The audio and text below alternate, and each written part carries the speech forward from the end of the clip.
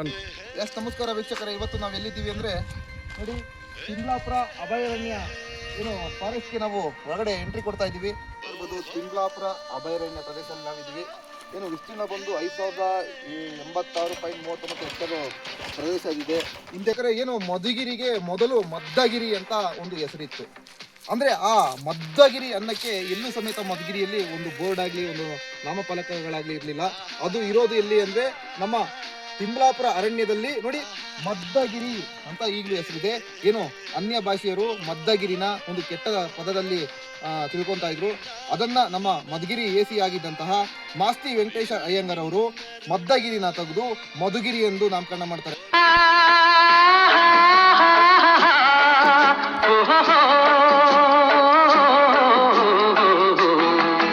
ನಾವಾಡುವ ನುಡಿಯೇ ಕನ್ನಡ ನುಡಿ, ಚಿನ್ನದ ನುಡಿ, ಸಿರಿಗನ್ನಡ ನುಡಿ.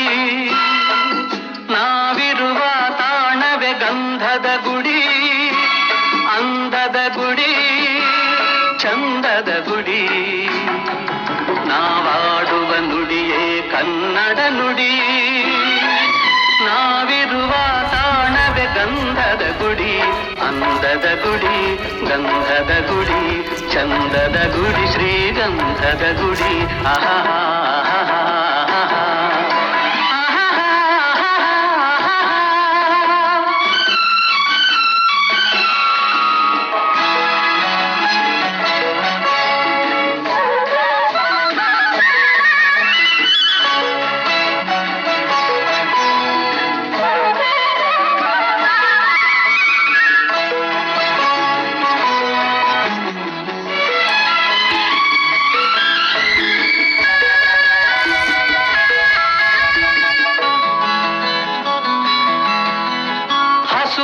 ಬನಸಿರಿಗೆ ಒಲಿದು ಸೌಂದರ್ಯ ಸರಸ್ವತಿ ಧರೆಗಿಳಿದು ಆಹಾ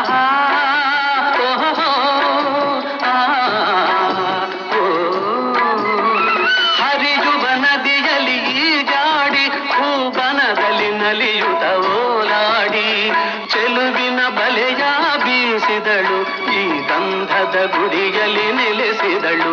ಇದು ಯಾರ ತಪಸ್ಸಿನ ಫಲವೋ, ಈ ಕಂಗಳು ಮಾಡಿದ ಪುಣ್ಯವೋ.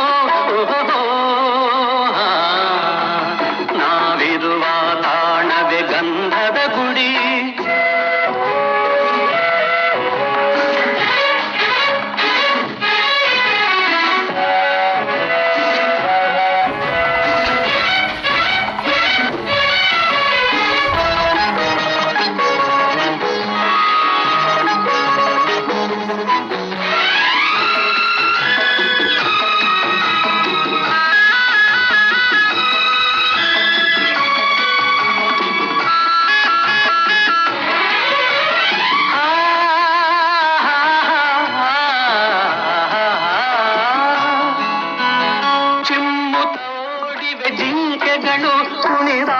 ಬ್ರಿಟಿಷ್ ಕಾಲದ ಒಂದು ವಸತಿ ಗೃಹ ಆಗಿದೆ. ನಮಸ್ಕಾರ ವೀಕ್ಷಕರೇ, ಇವತ್ತು ನಾವು ತಿಮ್ಲಾಪುರ ಫಾರೆಸ್ಟ್ ನಲ್ಲಿ ಮತ್ತೊಂದು ಭಾಗವಾದ ಏನು ಒಂದು ಫಾಲ್ಸ್ ಹತ್ರ ಬಂದಿದ್ದೀವಿ. ಈಗ ನೀರು ಕಮ್ಮಿ ನೋಡಿ ವೀಕ್ಷಕರೇ, ಇದು ಫಾಲ್ಸ್ ಆಗಿದೆ. ನೀರು ಕಮ್ಮಿ ಇದೆ. ಮಳೆ ಬಂದಾಗ ಇಲ್ಲಿ ಮೈದುಂಬಿ ಹರಿಯುತ್ತೆ ಈ ಫಾಲ್ಸು. ತಿಮ್ಲಾಪುರ ಅರಣ್ಯದ ಮಧ್ಯಭಾಗದಲ್ಲಿರುವ ಫಾಲ್ಸ್ ಆಗಿದೆ ಇದು. ಪ್ರಾಣಿಗಳು ನೀರು ಕುಡಿಯೋಕ್ಕೆ ತೊಟ್ಟಿ ವ್ಯವಸ್ಥೆ ಮಾಡಿದ್ದಾರೆ. ಮತ್ತು ಇನ್ನು ಮುಂದೆ ಹೋದರೆ ಅಲ್ಲಿ ಬೋರ್ವೆಲ್ ಕೊಟ್ಟಿದ್ದಾರೆ. ಮತ್ತು ಅದಕ್ಕೆ ಏನು ಸೋಲಾರ್ ಪ್ಲಾಂಟ್ ಅಳವಡಿಸಿ ಕರೆಂಟ್ ಮುಖಾಂತರ ನೀರನ್ನ ಪ್ರಾಣಿಗಳು ಕುಡಿಯೋಕ್ಕೋಸ್ಕರ ತೊಟ್ಟಿ ಬಿಡ್ತಾ ಇದೆ. ನೋಡ್ತಾ ಇರೋದು ಸೋಲಾರು ಚಾಲಿತ ಬೋರ್ವೆಲ್ ಇದು. ಯಾಕಂದರೆ ನಾವು ಬೇಸಿಗೆನಲ್ಲಿ ಹಳ್ಳ ಕೊಳಗಳಲ್ಲೆಲ್ಲ ನೀರು ಸಂಪೂರ್ಣ ನಿಂತು ಹೋದ ಸಮಯದಲ್ಲಿ ಏನು ಮಾಡಿದ್ದೀವಿ ನೋಡಿ, ನೀರಿನ ತೊಟ್ಟಿ ನೀರಿನ ತೊಟ್ಟಿ ಮಾಡಿದ್ದೀವಿ, ಬೋರ್ವೆಲ್ ಕೊಡ್ತಿದ್ದೀವಿ. ಈ ಬೋರ್ವೆಲ್ ಕೊಡ್ತಿರೋದು ಏನಾಗ್ತದೆ, ನೀರು ನೋಡಿ ನೀರು ಬಿಟ್ಟಿದ್ದೀವಿ. ಸೋಲಾರಿಂದ ಇದು ಚಾಲಿತ ಆಗಿದೆ. ಸುಮಾರು ಒಂದು 2 ವರ್ಷ ನೀರು ಸಿಕ್ಕಿದೆ ಇದಕ್ಕೆ. ಈ ಥರ ನಾವು ಸುತ್ತಮುತ್ತ ಏನೇನು ನೀರಿನ ತೊಟ್ಟಿಗಳು ಮಾಡಿದ್ದೀವಿ. ಇಲ್ಲಿಂದ ಪೈಪ್ ಲೈನ್ ಮುಖಾಂತರ ಎಲ್ಲ ಕಡೆಗೂ ನೀರು ಬಿಟ್ಟು ಕುಡಿಯೋ ನೀರಿಗೆ ತೊಂದರೆ ಆಗದಂಗೆ ಪ್ರಾಣಿ ಪಕ್ಷಿಗಳಿಗೆ ನೋಡ್ಕೊಳ್ಳೋಕ್ಕೆ ವ್ಯವಸ್ಥೆ ಮಾಡಿದ್ದೀವಿ. ಇದು KMRC ಯೋಜನೆಯಲ್ಲಿ ಕಳೆದ ಬಾರಿ ಮಾಡಿರ್ತಕ್ಕಂಥದ್ದು ಯೋಜನೆ. ಈ ಥರದವು 2 ಮಾಡಿದ್ದೀವಿ. ಇನ್ನೂ ಹೆಚ್ಚಿನದಾಗಿ ಮಾಡೋಕ್ಕೆ ಪ್ರಾಜೆಕ್ಟ್ನ ಕಳಿಸ್ಕೊಟ್ಟಿದ್ದೀವಿ. ಅಭಯಾರಣ್ಯದಿಂದ ತಿಮ್ಲಾಪುರ ಐಬಿಯಿಂದ ಅನುಪ್ಲಿಗೆ ಹೋಗೋ ದಾರಿ. ಅನುಪ್ಲು ಅಂದರೆ ನಮ್ಮ ಸಿದ್ರಬೆಟ್ಟ ಹತ್ರದಲ್ಲಿರ್ತಕ್ಕಂಥ ಅನುಪ್ಲು. ಈ ತಿಮ್ಲಾಪುರ ಐಬಿಯಿಂದ ಅನುಪ್ಲಿಗೆ ಸುಮಾರು 7 ಕಿಲೋಮೀಟರ್ ನಾವು ದಾರಿ ಮಾಡಿದ್ದೀವಿ. ಇದು ದಾರಿ 2 ರೀತಿ ಉಪಯೋಗ ಆಗುತ್ತೆ. ಒಂದು ಫೈರ್ ಲೈನ್ಗೆ ಪ್ರೊಡಕ್ಷನ್ ಮಾಡ್ಕೊಳ್ಳೋಕ್ಕೆ, ಆ ಕಡೆಯಿಂದ ಬೆಂಕಿ ಈ ಕಡೆ ಪಾಸ್ ಆಗೋಕ್ಕೂ ಕೂಡ ಅನುಕೂಲ. ಜೊತೆಗೆ ಎಲ್ಲಾದರೂ ಬೆಂಕಿ ಬಿದ್ದಾಗ ನಾವು ಕೂಡ ಇಲಾಖೆಯವರು ಜೀಪ್ನಲ್ಲಿ ವೆಹಿಕಲಲ್ಲಿ ಹೋಗೋಕ್ಕೆ ಈ ಒಂದು ರಸ್ತೆ ಭಾಳಷ್ಟು ಅನುಕೂಲಕರವಾಗಿದೆ. ಮತ್ತು ಯಾರಾದರೂ ಅಧಿಕಾರಿಗಳು ಬಂದಾಗ ಈ ಮಾರ್ಗದಲ್ಲಿ ಇರ್ತಕ್ಕಂಥ ಟ್ರೆಕ್ಕಿಂಗ್ ಮಾಡೋಕ್ಕೆ, ಈ ಮತ್ತು ಅಕ್ಕಪಕ್ಕ ಇರ್ತಕ್ಕಂಥ ಗಿಡ ಮರಗಳನ್ನ ಪರಿಚಯ ಮಾಡೋಕ್ಕೂ ಕೂಡ ಈ ನಿಟ್ಟಿನಲ್ಲಿ ನಾವು ಕರ್ಕೊಂಡು ಹೋಗೋಕ್ಕೆ ಅನುಕೂಲ ಆಗಿದೆ. ಕಳೆದ ಬಾರಿ ಹೈಕೋರ್ಟಿಂದ ಜಸ್ಟಿಸ್ ಬಂದಿದ್ದರು ಇಬ್ಬರು. ಆ ಇಬ್ಬರು ಹೈಕೋರ್ಟ್ ಜಸ್ಟಿಸ್ ಬಿಟ್ಟರೆ ಈ ಭಾಗದಲ್ಲಿ ಬೈ ವಾಕ್ ನಡ್ಸ್ಕೊಂಡು ಕರ್ಕೊಂಡೋಗಿ ಈ ಗಿಡ ಮರಗಳ ಪರಿಚಯ ಎಲ್ಲ ನಾವು ಮಾಡಿಕೊಟ್ಟಿದ್ವು. ಅಂದರೆ ಕಾಡು ಗ್ರಾಮ ಮಟ್ಟದಿಂದ ಒಳಗಡೆ ಹೋದಂಗೆ ಇದ್ರ ಸಾಂದ್ರತೆ ಜಾಸ್ತಿ ಆಗ್ತದೆ. ನೀವು ಗಮನಿಸ್ತಿರ್ಬೋದು, ಗಿಡ ಮರಗಳು ಸುತ್ತಲೂ ಕ್ಲೋಸ್ ಆಗಿದೆ.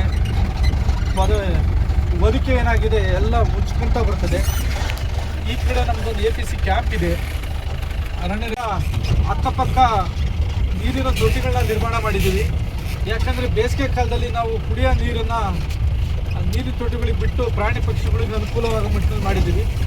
ತುಂಬ ಒಳಗಡೆ ಮಾಡಿದರೆ ನಾವು ಟ್ರಾನ್ಸ್ಪೋರ್ಟೇಷನ್ ಮಾಡೋಕ್ಕಾಗಲ್ಲ ಅಂತೇಳಿ ರಸ್ತೆ ಅಕ್ಕಪಕ್ಕದಲ್ಲೇ ಆ ಕುಡಿಯೋ ನೀರಿನ ತೊಟ್ಟಿಗಳು ಮಾಡಿ ಕಳೆದ ಬಾರಿ ಬೇಸಿಗೆಯಲ್ಲೂ ಕೂಡ ಬಿಟ್ಟಿದ್ವು. ಕ್ಯಾಮ್ರಾ ಟ್ರಾಪ್ ಕೂಡ ಹಾಕಿದ್ವು. ಅದರಿಂದ ಭಾಳಷ್ಟು ಪ್ರಾಣಿ ಪಕ್ಷಿಗಳು ಕೂಡ ನಮ್ಮ ಕ್ಯಾಮ್ರಾ ಟ್ರಾಪ್ನಲ್ಲಿ ದಾಖಲೆ ಆಗಿದೆ. ಇಲ್ಲಿ ನೋಡಿ, ಇಲ್ಲಿ ಕಾಣ್ತಾ ಇರೋ ಕಲ್ವರ್ಟು, ಇಲ್ಲಿ ಓಡಾಡೋಕ್ಕೆ ರಸ್ತೆಗೆ ತೊಂದರೆ ಆಗ್ತಿತ್ತು, ನೀರೆಲ್ಲ ಹರಿದು ಇಲ್ಲಿ ಹೋಗೋಕ್ಕಾಗ್ತಿರಲಿಲ್ಲ. ಆಗ ಈ ಕಲ್ವರ್ಟ್ ನಿರ್ಮಾಣವನ್ನು ನಾವು ಮಾಡಿದ್ದೀವಿ. ಅದರಿಂದ ನೋಡಿ ನಾವು ಸರಾಗಿ ಹೋಗೋಕ್ಕೆ ಅನುಕೂಲ ಆಗಿದೆ. ಈ ರೀತಿ ಕಲ್ವರ್ಟ್ಗಳನ್ನ ಸುಮಾರು ಈ ವರ್ಷ 11 ಕಲ್ವರ್ಟ್ಗಳನ್ನ ನಾವು ತಿಮ್ಲಾಪುರ ಅಭಯಾರಣ್ಯದಲ್ಲಿ ಮಾಡಿದ್ದೀವಿ.